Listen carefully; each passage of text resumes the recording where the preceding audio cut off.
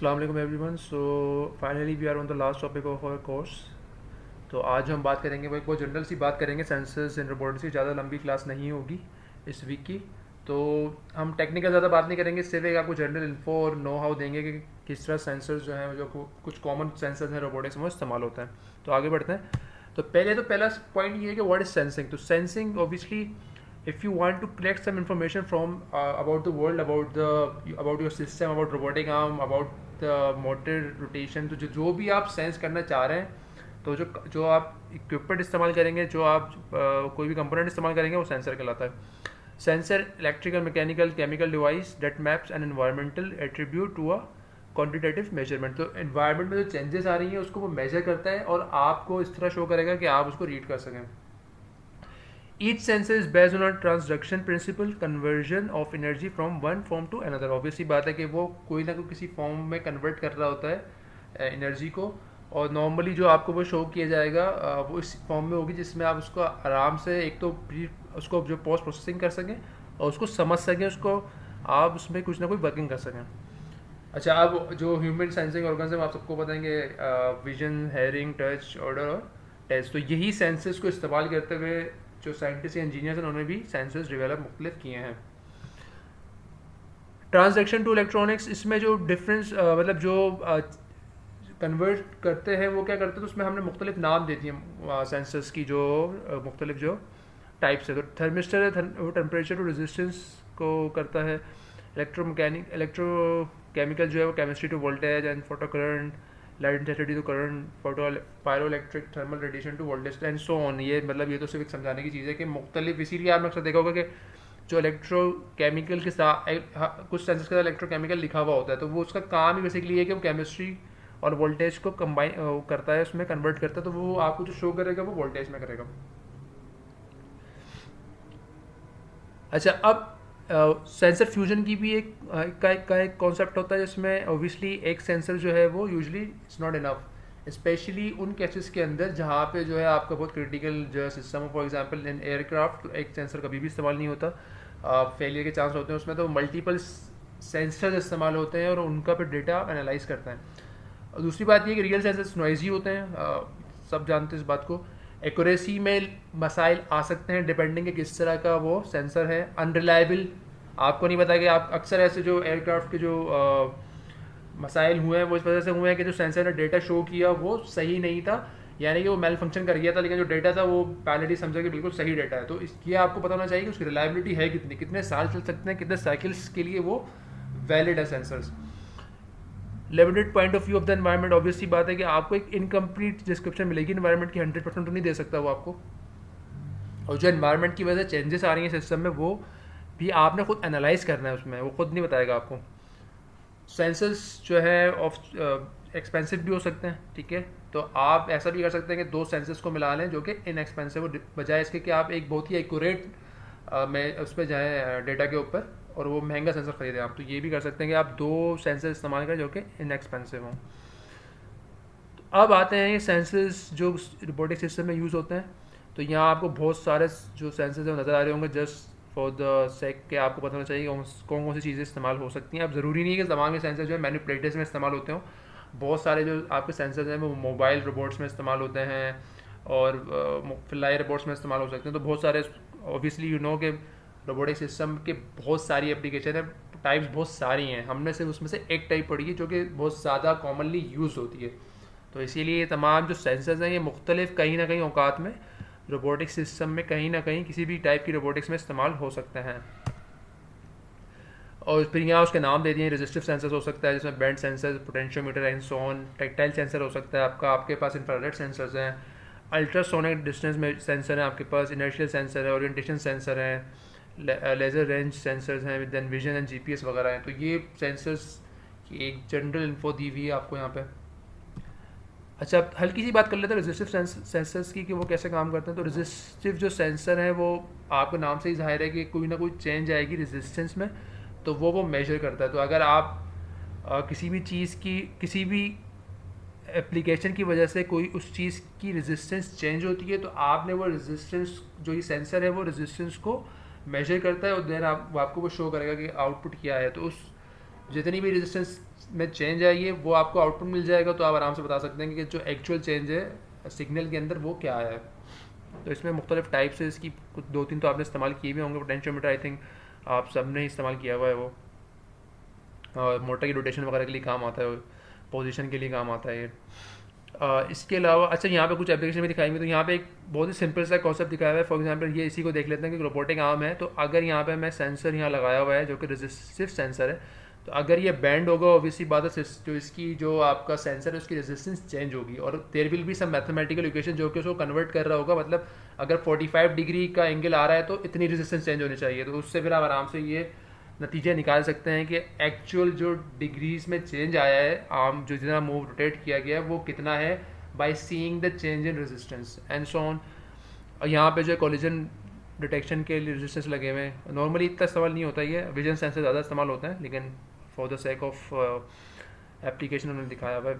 और wait sensor आपको पता ही है कि रेजिस्टेंस आप लगा दें, जितना भी वेट होगा तो वो जो स्प्रिंग की फोर्स है वो उसी प्रोपोर्शनल अंदाज में ही वो उसमें बढ़ेगी। अच्छा, उसके बाद एक सेंसर आता है जो बड़ा एक कॉमन सेंसर है, बड़ा यूज़ होता है, वो मोटर इनकोडर है। तो मोटर इनकोडर अक्सर जो है वो आप अगर आप मोटर लेने जाएंगे, आई थिंक सर्वो जो मोटर होती है उसमें ये लगा हुआ होता है। तो उसका काम क्या होता है कि ये बताना कि जो मोटर है वो सही रोटेट कर रही है, क्या उसमें कोई एक्यूरेसी के मसाइल तो नहीं है। तो यहाँ पे जो एक इनकोडर दिखाया गया है वो इंक्रीमेंटल ऑप्टिकल इनकोडर है। इसके और भी टाइप्स है, तो हमने सिर्फ एक जो यहाँ पे शो किया हुआ है। तो ऐसा बहुत एक जनरल एक कॉन्सेप्ट बता देता हूँ मैं, वो काम कैसे करता है ये।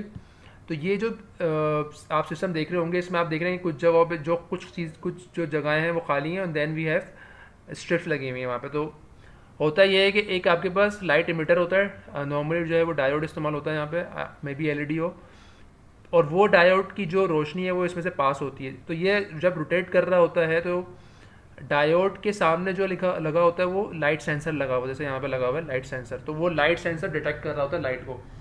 तो ऑब्वियसली बात है कि जब ये जो डायोड है वो आपकी लाइट इमिट करेगा, तो कभी तो लाइट सेंसर जो है उसको एब्जॉर्ब करेगा जब ये वाइट स्पेस होगी, और जब ब्लैक स्पेस होगी तो ऑब्वियसली बात है कि वो लाइट जो है वो लाइट सेंसर के पास नहीं पहुंच पाएगी, क्योंकि वहाँ पे उसको रोक रहा है ये।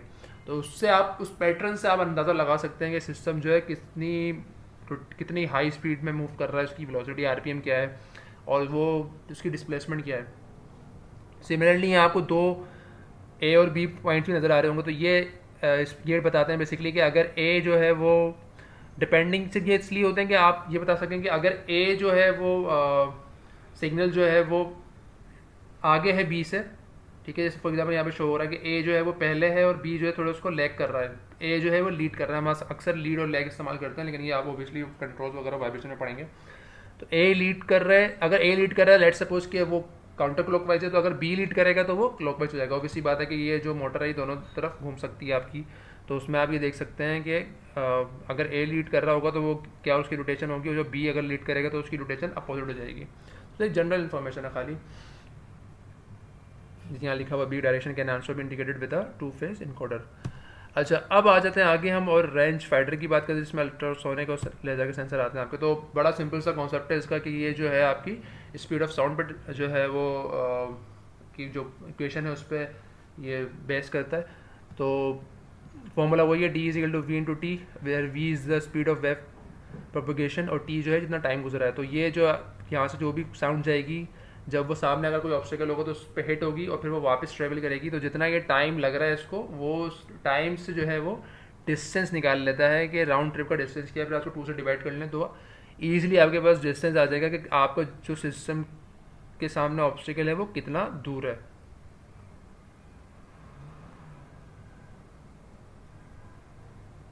अच्छा, उसके बाद अल्ट्रासोनिक सेंसर भी बेसिकली एग्जैक्टली वैसे ही काम करता है। बड़ा ही कॉमन सेंसर है जो कि अक्सर आपने देखा होगा कि जो आपके रोबोटिक सिस्टम हो, जो आपके लाइन फॉलोइंग रोबोट होता है, उसमें तकरीबन सब में अल्ट्रासोनिक सेंसर इस्तेमाल होता है आगे, ताकि वो किसी को हिट ना कर जाए। तो बेसिकली एक जो कॉन्सेप्ट है वो बिल्कुल सिमिलर है।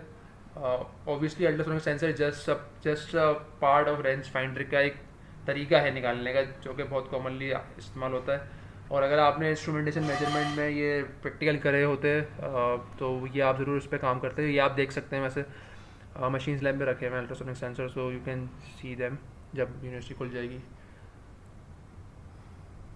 तो इसमें एक स्पीकर होता है जो कि साउंड को इमिट करता है, and then we have a microphone जो कि रिसीव करता है, और फिर ये दोनों जो है जो इनका डेटा होता है उसको हम चेक करते हुए ये बता सकते हैं कि कितना दूर जो है वो आपका ऑब्जेक्ट है और कहाँ कितना दूर जो है आपने उसको उससे बचना है, मतलब ताकि कोई ना कोई ऑब्स्टिकल से उससे आप हिट ना हो जाए।